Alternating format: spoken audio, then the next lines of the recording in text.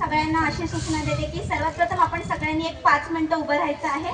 आपल्याला भीमगर्जना घ्यायची आहे. त्यामुळे सगळ्यांनी शांततेत 5 मिनिटं उभं राहायचं.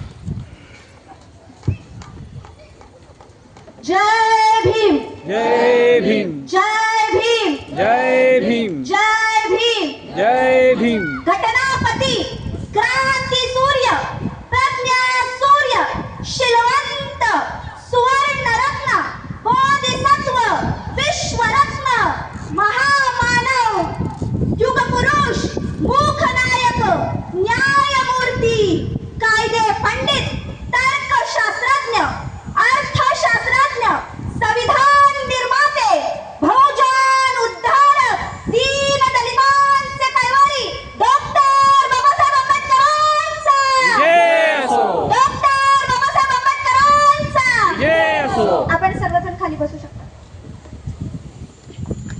संपूर्ण विश्वाला शांततेचा संदेश देणारे करुणासागर तथागत भगवान गौतम बुद्ध, महाराष्ट्राचे आराध्य दैवत छत्रपती शिवाजी महाराज, छत्रपती संभाजी महाराज, स्त्रियांचे उद्धारक क्रांतीवीर महात्मा ज्योतिबा फुले, आरक्षणाचे जनक राजश्री शाहू महाराज, भारतीय घटनेचे शिल्पकार विश्वरत्न डॉक्टर बाबासाहेब आंबेडकर, समाज मनाला आचाराने विचाराने स्वच्छ करणारे संत गाडगेबाबा, संत तुकाराम, तसेच स्वराज्य जननी जिजाई, रमाई आणि सावित्रीबाई अशा सर्व थोर महापुरुषांच्या आणि महामातांच्या विचारास प्रथम विनम्र अभिवादन करते आणि येथे जमलेल्या सर्वांना माझा सविनय जय भीम.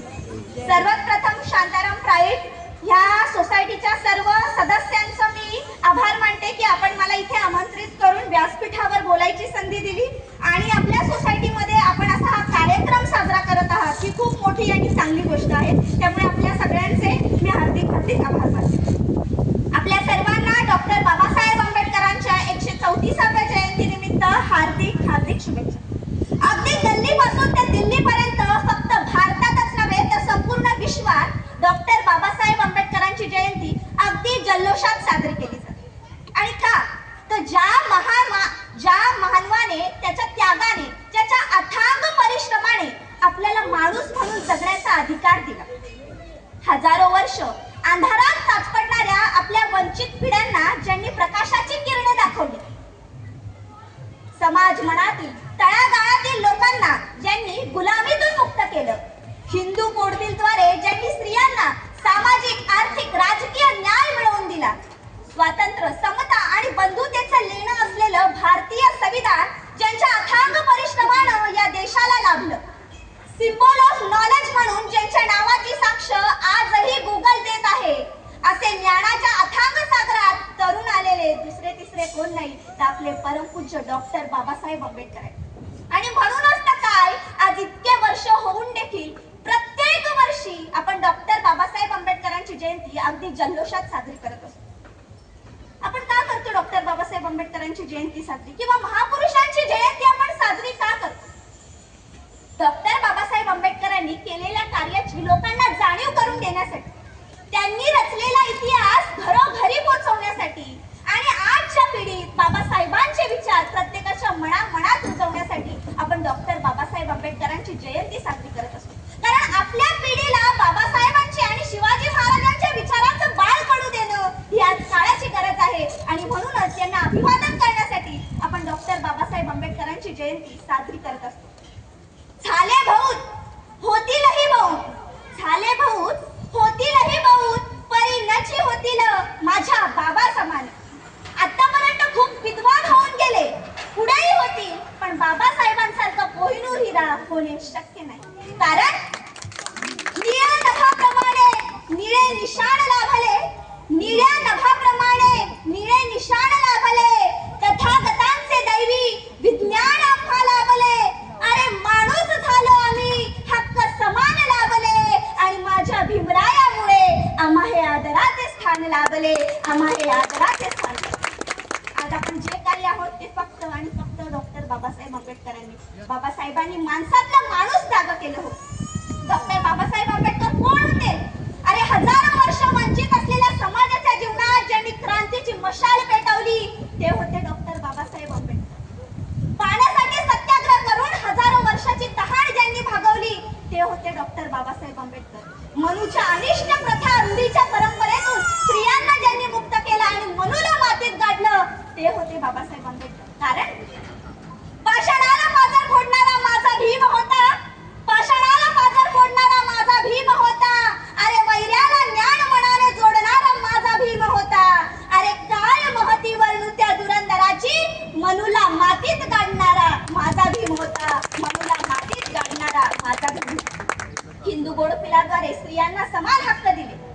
स्वातंत्र्य समता बंधुतेचं लेणं असलेलं भारतीय संविधान देऊन या देशाला लोकशाहीची देणगी दिली आणि तुम्हाला आम्हाला मतदानाचा राजा बनवलं.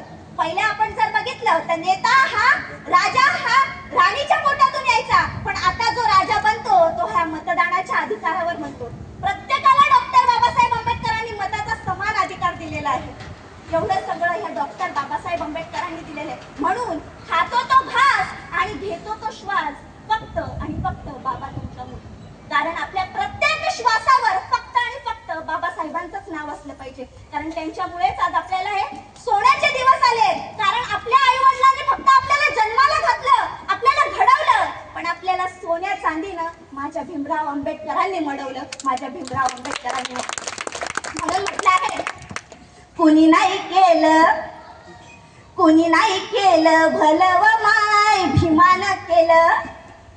दिल्लीचं दालन खुलं व माय भीमान केलं. कुणी नाही केलं भलं व माय भीमान केलं. दिल्लीचं दालन खुलं व माय भीमान केलं. एक वकिलाच्या लेखणीनं त्याच्या कायद्याच्या आखणीनं आमच्या हक्काचं लिखाण व माय भीमान केलं. आणि ते दिल्लीचं दालन खुलं व माय भीमान केलं. काय होय सर, आज आपण जे काही आहोत ते फक्त डॉक्टर बाबासाहेब आंबेडकरांमुळेच आहोत. आपण आज इथे सर्व बसलेले जे काही आहेत, माझ्या माय माऊल्या ज्या अंगावर सोनं चांदी घालून बसलेल्या आहेत, ती फक्त आणि फक्त माझ्या भीमरायाची पुण्याई आहे, हे तुम्ही विसरून चालणार नाही. पण काय आज आमच्या समाजात मला एक शोकांतिका वाटते हो, की एवढं सगळं असूनही काही लोक काय आम्हाला अधिकार चालतात पण अधिकार देणारा आम्हाला चालत नाही. आम्हाला अधिकार चालतात पण अधिकार देणारा आम्हाला चालत नाही. आम्हाला आरक्षण चालतं पण आरक्षण देणारा चालत नाही. आम्हाला जय भीम बोलायची लाज वाटते. म्हणून अशांना मी एवढंच सांगेन, अरे शान पे मरने वालों की कभी शान नहीं जाती, शान पे मरने वालों की कभी शान नहीं जाती. अरे वतन पे जान दो जान नहीं जाती, तमन्ना सरफरोश की हो तो आन नहीं जाती. और गर्व से जय भीम कहो, पहचान कभी नहीं जाती, पहचान कभी नहीं जाती. कारण जय भीम हा फक्त क्रांतीचा नारा नाहीये, तर क्रांतीचं निशाण आहे जय भीम. समतेचं प्रतीक आहे जय भीम. संघर्षाची मशाल आहे जय भीम. मुक्याचा आवाज आहे जय भीम. वंचितांचा आधार आहे जय भीम. प्रत्येक भीम अनुयायांचा श्वास आहे जय भीम. आणि तुमच्या आणि आमच्या जगण्याचं कारण आहे जय भीम. पण तरी आजकाल लोक म्हणतात की आंबेडकर आंबेडकर आंबेडकर ही नुसती फॅशन आहे. आणि आंबेडकर ही फॅशन नाही, तर आमच्या जगण्याचं मोटिवेशन आहे. आंबेडकर ही फॅशन नाही, आमच्या जगण्याचं मिशन आहे. आमच्या जगण्याचं कारण डॉक्टर बाबासाहेब आंबेडकर आहे. डॉक्टर बाबासाहेब आंबेडकरांमुळे आज आम्हाला हे सोन्या चांदीचे दिवस आहेत. 2 वर्ष 11 महिने 18 दिवस डॉक्टर बाबासाहेब आंबेडकरांनी अथांग प्रयत्न करून या देशाला जगातील सर्वात मोठं लिखित संविधान दिलेलं आहे. आणि आज त्याच संविधानाची कृपा म्हणून आज चहा विकणारा या देशाचा पंतप्रधान होतो. आज त्याच संविधानाची कृपा म्हणून रिक्षा चालवणारा आमच्या राज्याचा मुख्यमंत्री होतो. आणि आज त्याच संविधानाची कृपा म्हणून चूल आणि मूल सांभाळणारी बाई आमच्या देशाचा अर्थकारभार पाहते. आणि आज त्याच संविधानाची कृपा गुलामीच्या बेड्या तोडून आमची बाई राष्ट्रपती पदाची सीडी चढते. ही त्याच संविधानाची कृपा आहे. ते आपण लक्षात घेतलं पाहिजे. आज मी तुमच्या पुढे उभी आहे, तुमच्या पुढे जे काही बोलते ते फक्त आणि फक्त बाबासाहेब आंबेडकर. कारण VIP राहणं, VIP खाणं, VIP मान सन्मान, VIP खाणं, VIP राहणं, VIP मान सन्मान, हे बी बाबासाहेबान दिलं र बाबासाहेबान, बाबासाहेबान दिलं र बाबासाहेबान. आज आमची महिला जिला 4 भिंतीच्या आत बंद करून ठेवायचे ती राष्ट्रपती पदावर जाते. यापेक्षा दुसरी मोठी गोष्ट कोणती आहे? पण आजचं वातावरण खूप बिघडत चाललंय. वातावरण बिघडत चाललंय. शिवाजी महाराज, महात्मा फुले, डॉक्टर बाबासाहेब आंबेडकर यांच्यावर राजकारण करून जातीपातीच्या राजकारणात आज आमचा महाराष्ट्र पेटवला जातो.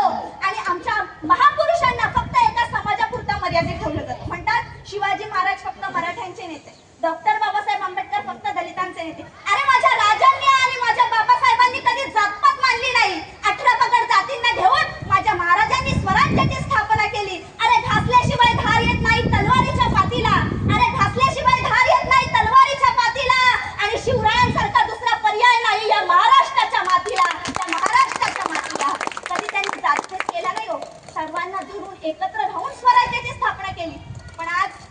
जातीपातीच्या राजकारणात महाराष्ट्र पेटवला जातो आणि आमच्या सर्वसामान्य लोकांचा याच्यामध्ये बळी दिला जातो. आमचे सर्वसामान्य लोक यांच्यामध्ये भरडले जातात. पण याच्यात काय होणार आहे? आपण याची सगळ्यांची काळजी घेतली पाहिजे. आज जर बघितलं तर आजही अंधारामध्ये डॉक्टर बाबासाहेब आंबेडकरांच्या मूर्त्या तोडल्या जातात, त्यांच्या प्रतिमेची विटंबना केली जाते. पण हे लोक काय फक्त मूर्त्या तोडू शकतात, विटंबना तोडू शकतात, पण बाबासाहेबांनी लोकांच्या मनात रुजवलेले विचार हे नष्ट करू शकत नाही.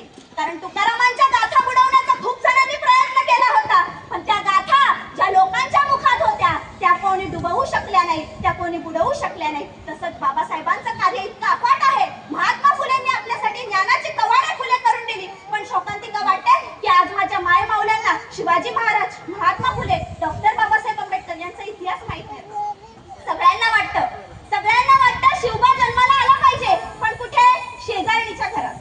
आमच्या घरात नाही. शिवबा जन्माला आला पाहिजे पण शेजारणीच्या घरात. अरे जोपर्यंत तुमच्यात जिजाई घडणार नाही तोपर्यंत शिवबा जन्माला येणार नाही. जोपर्यंत तुमच्यात सावित्री घडणार नाही तोपर्यंत महात्मा फुले आपल्याला दिसणार नाही. आणि जोपर्यंत तुमच्यात रमाई घडणार नाही तोपर्यंत डॉक्टर बाबासाहेब आंबेडकर आपल्याला दिसणार नाही. कारण शिवबाला जसं घडविलं तिनं तशी जिजाऊ असावी. ज्ञानाचा दिवा घरोघरी नेणारी सावित्री बनावी. दुःखी त्यांच्या तीन दुबळ्यांची आई रमाई असावी. आणि मला जिजाई सावित्री रमाई माता तुमच्यामध्ये दिसावी. मला जिजाई सावित्री रमाई माता तुमच्यामध्ये दिसावी. हा आदर्श आमच्या महिलांनी घेतला पाहिजे. डॉक्टर बाबासाहेब आंबेडकरांनी इथपर्यंत ही आणलेली चळवळ आहे. या चळवळीला पुढे नेण्याचं काम आपल्या सर्वांचं आहे. असं समजू नका की डॉक्टर बाबासाहेब आंबेडकर हे फक्त एका समाजापुरते मर्यादित आहे. नाही, त्यांचं कार्य अफाट आहे. 32 डिग्री आणि 9 भाषेचं ज्ञान असलेल्या महासूर्याला आम्ही फक्त एका जातीपुरताच मर्यादित होतो. आणि म्हणून बाहेरचे देश म्हणतात की डॉक्टर बाबासाहेब आंबेडकर आज आमच्या देशात जर जन्माला आले असते तर आमच्या चौकात डॉक्टर बाबासाहेब आंबेडकरांचा सोन्याचा पुतळा असता. आपण विचार करा, इतका ज्ञानाचा महान सूर्य आपल्या देशामध्ये जन्माला आला. कारण आपण डॉक्टर बाबासाहेब आंबेडकरांची अवलादी आहोत. आपण शिवाजी महाराजांच्या अवलादी आहोत. तलवारीच्या जोरावर आणि पेनाच्या टोकावर आपण इतिहास घडवलेला आहे, हे विसरून चालणार नाहीये. म्हणून आपण सर्वांनी एकत्र आलं पाहिजे. एकत्र येऊन आपण वेगवेगळ्या महापुरुषांच्या अशा जयंत्या साजऱ्या केल्या पाहिजे, जेणेकरून आपल्या मुलांना या महापुरुषांचं बाळ पडू दिलं. कारण अगर पैदा ना होता मसीहा ऐसा, अगर पैदा ना होता मसीहा ऐसा तो खुशियों का सिलसिला ना होता. अगर पैदा ना होता मसीहा ऐसा तो खुशियों का सिलसिला ना होता. अरे भारत तो कब तक कंगाल हो जाता यारो, अगर मेरे भीम जैसा कोई नूर हीरा इस देश में पैदा ना हुआ होता, इस देश में पैदा ना हुआ होता. म्हणून डॉक्टर बाबासाहेब आंबेडकरांनी आपल्याला लाख मोलाचं संविधान दिलेलं आहे. त्या संविधानाचं रक्षण करणं आपली सगळ्यांची काळाची गरज आहे. कारण संविधानामुळेच आपण स्वतंत्र आहोत. आणि म्हणून संविधानाचं रक्षण करूया, शिकून संघटित होऊन संघर्ष करूया. काही जण म्हणतात की डॉक्टर बाबासाहेब आंबेडकरांनी आम्हाला काय दिलं? अरे छत्रपती शिवाजी महाराजांच्या अथांग प्रयत्नांना साकारलेलं स्वराज्य डॉक्टर बाबासाहेब आंबेडकरांनी आपल्याला संविधानाच्या रूपात दिलं. महात्मा फुलेंनी खुली केलेली ज्ञानाची कवाडे बाबासाहेबांनी घरोघरी पोहोचवली. राजश्री शाहू महाराजांचं आरक्षण बाबासाहेबांनी आपल्याला संविधानात दिलं. कामाचे 12 तास वरून 8 तास, तुम्हाला मिळणारा महागाई भत्ता, तुमच्या भविष्यासाठी असलेला पीएफ निधी, स्त्रियांना वडिलांच्या संपत्तीत समान हक्क, समान काम, समान वेतन, गरोदरपणात माझ्या ताया माया बहिणींना मिळणाऱ्या भरपगारी सुट्ट्या, ही सगळी कोणाची देण आहे ग बाई? माझ्या बाबासाहेबांची देण आहे. हे विसरून चालणार नाही. म्हणून आपण म्हणतो डॉक्टर बाबासाहेब आंबेडकरांनी काय केलं. अरे जर तुम्हाला काय केलं हे बघायचं असेल तर तुम्हाला पुस्तकं वाचावं लागेल. कारण पुस्तकानं माणसाचं मस्तक सशक्त होतं आणि सशक्त झालेलं मस्तक कुणाच्याही हस्तक होत नाही आणि हस्तक न झालेलं मस्तक कुणाच्याही नतमस्तक होत नाही. म्हणून आपण पुस्तकं वाचली पाहिजे. कारण शिक्षण हे वाघिणीचं दूध आहे. हे दूध जो कोणी पिईल तो गुरगुरल्याशिवाय राहणार नाही. म्हणून 100 दिवस शेळी बनून जगण्यापेक्षा 1 दिवस वाघ बनून जगा, असा संदेश देणाऱ्या माझ्या भीमाचे आपण लेकरं आहोत. जाता जाता एवढंच म्हणेन की आपण सर्व आता सुशिक्षित झालेलो आहोत. आपण सर्वांनी महापुरुषांचे आचार विचार हे केले पाहिजे. भगवा, पिवळा, निळा सगळे झेंडे बाजूला सारून तिरंग्याला आपण समोर केलं पाहिजे. कारण आपण जर बाहेरच्या देशामध्ये गेलो तर आपण तिथे फक्त आणि फक्त भारतीय नागरिक असतो. जात पात ही फक्त माणसाने आणली. आपण सर्व एक आहोत. म्हणून जर ह्या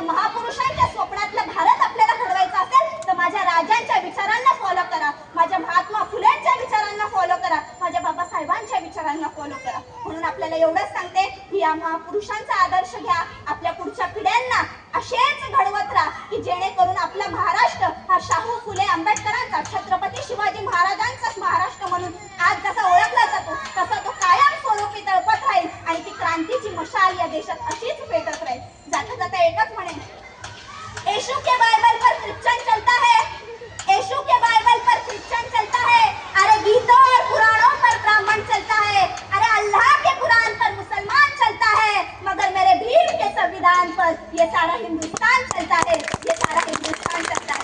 आज मला शांताराम प्राईड या कमिटीने इथे बोलायची संधी दिली त्याबद्दल सगळ्यांचे आभार मानते आणि पुन्हा एकदा इथेच थांबते. जय भीम, नमो बुद्धाय. डॉक्टर बाबासाहेब आंबेडकरांचा जय असो.